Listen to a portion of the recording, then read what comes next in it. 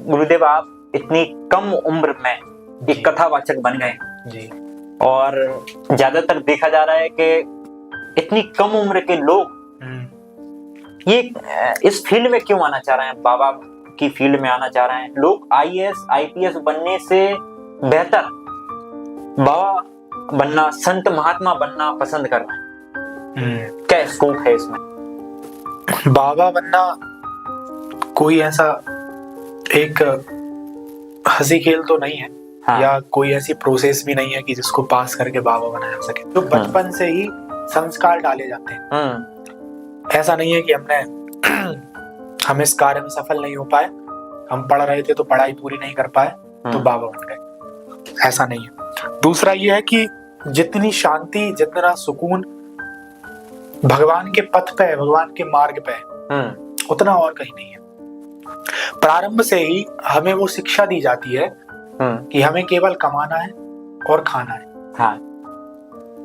इसके अलावा सही आजकल के विद्यालयों में कोई शिक्षा नहीं दी जा रही कि हमें परोपकार कैसे करना है, हमें किसी के व्यवहार को समझना कैसे है, किसी के प्रति कैसे लगाव रखना है, उसके साथ कैसे बातचीत करना है। ये सब मुझे नहीं लगता कि आजकल के विद्यालयों में, स्कूलों में पढ़ाया जाता हो। केवल क्या पढ़ाया जाता है कि आपकी उदर पूर्ति कैसे हो, आपका पेट कैसे भरे। लेकिन मानव धर्म का ये उद्देश्य नहीं है कि आप सिर्फ कमाओ और खाओ। मानव धर्म का ये उद्देश्य है कि इस आत्मा को परमात्मा से मिलन कैसे करा पाए।